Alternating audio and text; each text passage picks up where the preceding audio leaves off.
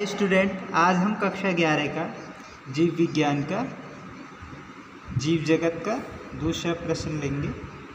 यदि आपको एक नमूना दे दिया जाए तो वर्गीकरण हेतु आप क्या कदम उठाएं? तो पहले तो नमूना या स्पेसिमेन किसे कहते हैं उसे समझ लीजिए कि नमूना क्या होता है, स्पेसिमेन क्या होता है। तो आपके सामने दिखाई दे रहा है एक नमूना या स्पेसिमेन। अब मान लीजिए इसका हमें नाम नहीं मालूम, ना इसका हमें कौन से वर्ग में ये भी मालूम, तो कैसे करेंगे इनका? तो ये पूछा गया है। तो देखो, इसको हम क्या कहते हैं, स्टार फिश है ये, या तारामीन, ठीक है। तो इसके जो आपको हमने बताए थे कल मूलभूत मुख्य लक्षण क्या क्या होते हैं, कोशिका का संगठन देखना पड़ेगा, ठीक है। इसकी शारीरिक सममिति देखनी पड़ेगी, ये चार दूर से काटने पर, ऐसे काटने पर या ऐसे काटने पर बराबर बढ़ता है, या व्यास से काटने पर बराबर दो टुकड़े होते हैं कि नहीं, ये सारी चीज़ें देखनी पड़ेंगी। गुहा देखनी पड़ेगी, पृष्ठरज्जु है कि नहीं ये देखना पड़ेगा, ठीक है। तो ये सारी चीज़ें मूलभूत लक्षण में आती हैं। जब तक ये हमें मालूम नहीं होगा तो हमें पता नहीं होगा कि क्या है, समझिए। फिर समझो इसका वर्गीकरण, फिर उसका वर्गीकरण कर देते हैं। जैसे इसको हमने कहाँ रखा है, इसको हमने रखा है स्टार के सही इकाइनोडर्मेटा संघ, फाइलम जो है इकाइनोडर्मेटा संघ। तो इकाइनोडर्मेटा संघ में रखा है इसे। क्यों रखा है? क्योंकि इसके मूलभूत लक्षण जो इकाइनोडर्मेटा संघ के जंतु हैं उनसे मिलते जुलते हैं, इसीलिए इसे इकाइनोडर्मेटा संघ में रखा गया है। तो ठीक है, तो चलते हैं प्रश्न की ओर कि यदि किसी, तो आंसर में लिखेंगे किसी नमूने या स्पेसिमेन की पहचान तथा वर्गीकरण करने के लिए मूलभूत मुख्य लक्षणों। अच्छा, अब वर्गीकरण क्या होता है ये समझ लीजिए, ठीक है। वर्गीकरण क्या होता है ये भी मालूम होना चाहिए। मूलभूत लक्षण, जैसे एग्जाम्पल के तौर पर देखें हम, संगठन का स्तर, संगठन का स्तर, तो इसमें आएंगे कि उसके ऊर्तक कैसे टाइप के, उपकला ऊर्तक है, संयोजी ऊर्तक है, पेशी तंत्रिका ऊर्तक है नहीं है, सल्की ऊर्तक है या नहीं है, या चपटी वाहिकाओं से बना पतला स्तर होता है कि नहीं, वाहिकाओं में होती भी हैं या नहीं, फेफड़े में वायुकोश का स्तर होता है नहीं, फेफड़े होते हैं कि नहीं, ठीक है। तो ये होता है कोशिकीय संगठन का स्तर। शारीरिक सममिति, उसको के भागों में बांटा जा सकता है, ठीक है। फिर गुहा की क्या है, प्रकृति कैसी है, गुहा पाई जाती है कि नहीं पाई जाती है, पाई जाती है तो कौन सी गुहा पाई जाती है, ठीक है। तो इनको बोलते हैं हम। फिर पृष्ठरज्जु है या नहीं, तो आदि का प्रेक्षण करेंगे, आदि का प्रेक्षण करेंगे ताकि उपलब्ध वर्गीकरण व्यवस्था, ताकि उपलब्ध वर्गीकरण व्यवस्था में उसका स्थान निश्चित किया जा सके, निश्चित किया जा सके, ठीक है। आगे चलते हैं।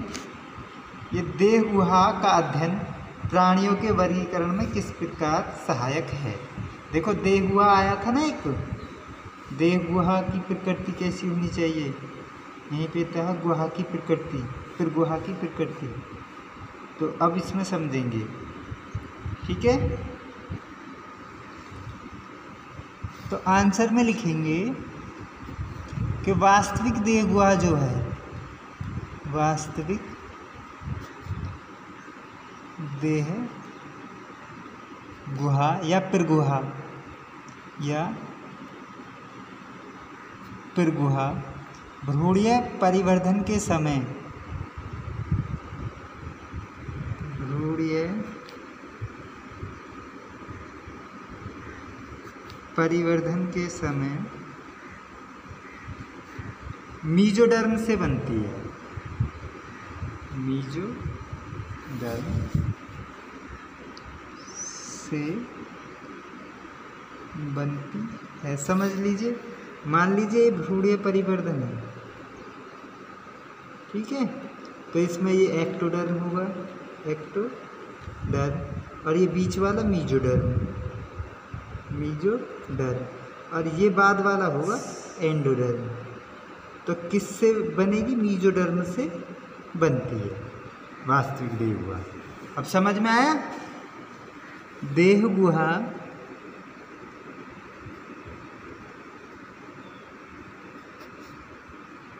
सीलोम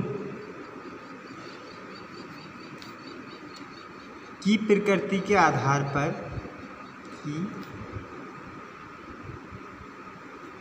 प्रकृति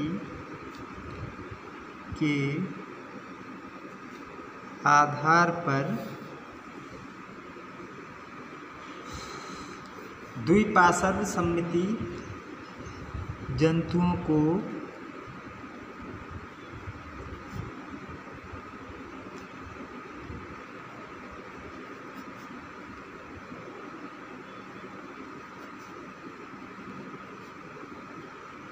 तीन भागों में बांटा गया है, तीन भागों में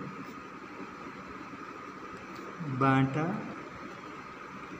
गया है, ठीक है।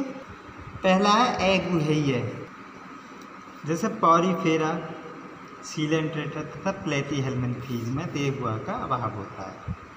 इन जंतुओं को अगुहेय कहते हैं। देखो पॉरीफेरा में साइकोन आएगा, जैसे इसमें हाइड्रा आएगा, ठीक है, ये मतलब संघ, उनके संघ हैं ये फाइलम। इसमें और बहुत सारे जीव भी आते हैं, ठीक है। प्लेटीहेल्मिन्थीज जैसे लीवर फ्लूक है, फीता कृमि, इस टाइप के। तो इनमें देह गुहा का इन जंतुओं में अभाव होता है, इसीलिए इन्हें अगुहेय कहते हैं। नंबर 2 है, कुछ जंतुओं में देहभित्ति आहार नाल के मध्य कूट गुहा या सीडोसील होती है, जो भ्रूण की ब्लास्टोसील से विकसित होती है। इस प्रकार से मीजोडर्म का ही स्तरी नहीं होता, ब्लास्टोसील होती है। ये जो है जब भ्रूण बनता है ना, मोरूला बनता है, ब्लास्टूला, गैस्टूला, ये वाली स्टेज बनती है। तो उसकी ब्लास्टूला स्टेज में जो है बताया गया है कि इसमें ब्लास्टोसील में विकसित होती है। तो ये ठीक है। एग्जाम्पल इसका एस्के हेल्मिन्थीज है, जैसे एस्केरिस होता है ना, केचुए जैसा एस्केरिस, उसमें बताया गया है, ठीक है। तो अगली तीसरी है और लास्ट, अगला है पिरगुहीय। जिन जंतुओं में वास्तविक देह गुहा या सीलोम होती है उन्हें पिरगुहीय या सीलोमेट कहते हैं, है ना। इसी को पिरगुहीय को ही इंग्लिश में सीलोमेट कहते हैं। यह मीजोडर्म से आच्छादित होती है, जैसे एनिलिडा वर्ग में, जैसे केंचुआ जोक आता है, मोलस्का वर्ग में, आर्थ्रोपोडा वर्ग में, इकाइनोडर्मेटा भी पढ़ा था आपने, स्टारफिश तथा हेमिकॉर्डेटा तथा कॉर्डेट। कॉर्डेट जंतुओं में आप समझते हैं रीढ़ की हड्डी पाई जाती है, उनमें, उन जंतुओं में, ठीक है। तो कह सकते हैं हम इस प्रकार कि इन जंतुओं में, कॉर्डेट जंतुओं में, तो अतः देह गुहा का अध्ययन जो है प्राणियों के जाति वृत्तीय वर्गीकरण में सहायक होता है, ठीक है। तो इसका स्क्रीनशॉट ले सकते हैं आप, पहले प्रश्न का स्क्रीनशॉट ले लेंगे,